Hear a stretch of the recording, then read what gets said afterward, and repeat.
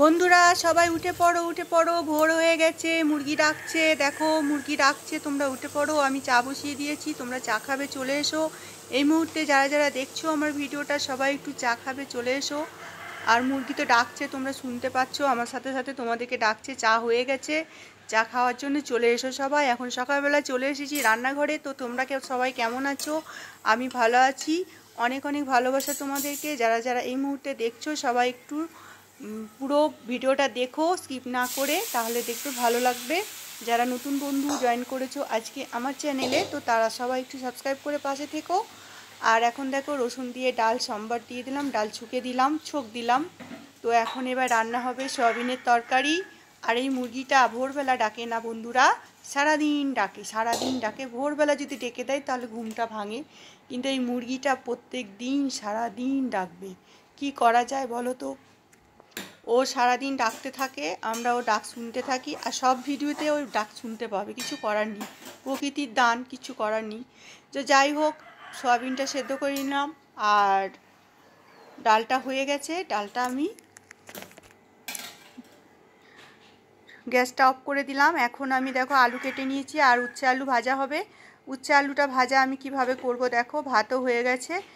আর উচ্ছে আলু ভাজাটা আমি একদম অন্যভাবে করবো, মানে আমি এইভাবে করি। সবাই কিভাবে করো আমি তো জানতে পারি না, তো আমি কিভাবে করছি তোমাদের জানাচ্ছি।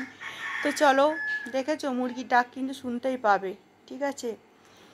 আমার এখানে মিউজিক লাগে না, মুরগি ডাক দিয়ে দেয়, মিউজিক হয়ে যায়। তো এই যে গোটা জিরে আর লঙ্কা ফোড়ন দিয়ে দিলাম। এরপর দিয়ে দেবো উচ্ছে আলুটা পুরো প্রথমে একটু লাল লাল করে ভেজে নিতে হবে। তারপরে যখন একটু হয়ে আসবে, মানে একটু শক্ত থাকবে, মানে পুরোপুরি সেদ্ধ হওয়ার আগে লবণ আর হলুদটা দিয়ে একটু ভালো করে লাল লাল করে নাড়া দিয়ে নামিয়ে দিলেই ওই উচ্ছে ভাজাটা খেতে খুব ভালো হয়। এই মুহূর্তে যদি লবণ আর হলুদটা দিয়ে দিই তাহলে কোনোটাই কিন্তু ভালো হবে না, ভাজাটা হবে না, কেমন গ্যাট গ্যাট করবে। ওই জন্য আমি আগে নুন আর হলুদ দিই না সঙ্গে সঙ্গে, আমি অনেকক্ষণ পরে দিই। তো যাই হোক, হয়ে গেল উচ্ছে আলু ভাজা। আর এখন আমার কি বলো তো, সয়াবিনের তরকারিটা করতে হবে, তাহলে আমার রান্না শেষ আজকে। তো এখন আমি রান্নাটা করে নেব। সয়াবিনের তরকারি সবাই করতে পারো, আমি রেসিপি দেখানোর জন্য ভিডিওটা করিনি, কী কী রান্না হচ্ছে আজকে সেটাই। তো তোমাদের কার কী রান্না হচ্ছে আজকে অবশ্যই জানিও। আর আজকে আকাশটা কিন্তু খুবই সকাল থেকে গরম ছিল, রোদ্দুর ছিল। এখন বাজে, এখন যে মুহূর্তে আমি ভিডিওটা এডিট করছি এই মুহূর্তে 3টে বাজে। তো এখন একটু বৃষ্টি হচ্ছে, তো এই বৃষ্টি হচ্ছে, ঠান্ডা ঠান্ডা হাওয়া দিচ্ছে। তো এই ঠান্ডা ঠান্ডা হাওয়াতে বেশ ভালোই লাগছে। দেখো আমার একটু ভাজা হয়ে গেছে, তারপরে আমি দিলাম লবণ আর হলুদ, বুঝতে পেরেছো? দুই দিকে দুটো কড়াই বসানো আছে, তো তার জন্য এরকম একবার এই কড়াই একবার ওই কড়াই করে ভিডিও দেখানো হচ্ছে।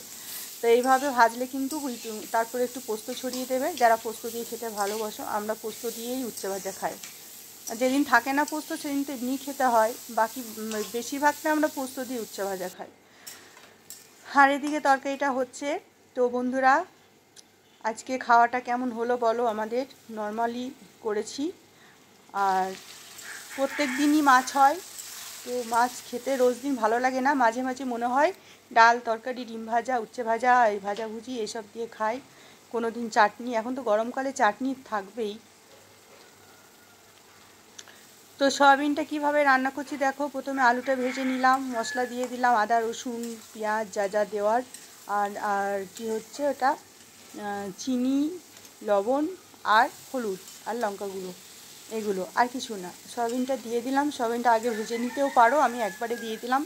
তাড়াহুড়োর মধ্যে রান্না করছি, তাই দুই দিকে দুটো কড়াই বসিয়ে রান্না করছি। কিন্তু রান্না খারাপ হয় না, তাড়াহুড়ো করি আর যাই করি। রান্না যদি খারাপ হয় তাহলে আমাকে বলবে তোমার ভিডিও করা। তো যাই হোক, এইভাবেই হয়ে গেল পুরো রান্না কমপ্লিট। তো কে কে খাবে চলে আসো। অনেক অনেক ভালোবাসা সবাইকে ধৈর্য ধরে ভিডিওটা দেখার জন্য। তো দেখো দুরকম রান্না হয়ে গেল।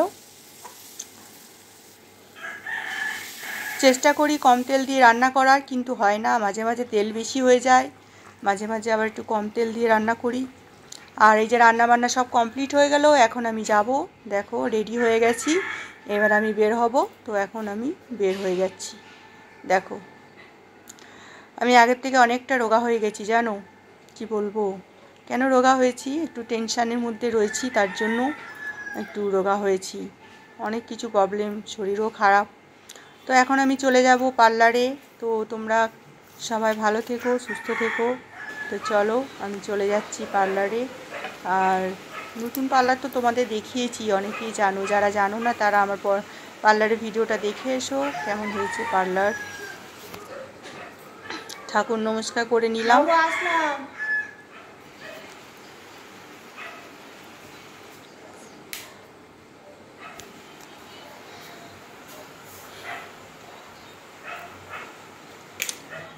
ঘরের পাখা টাকাগুলো সব বন্ধ করলাম, এখন আমি চলে যাচ্ছি।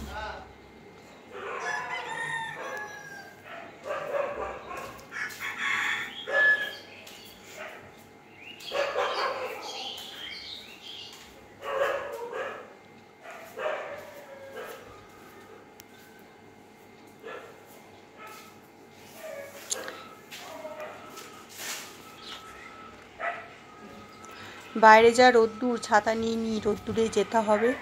তো বন্ধুরা চলো আজকের মতন টাটা, এখানেই টাটা।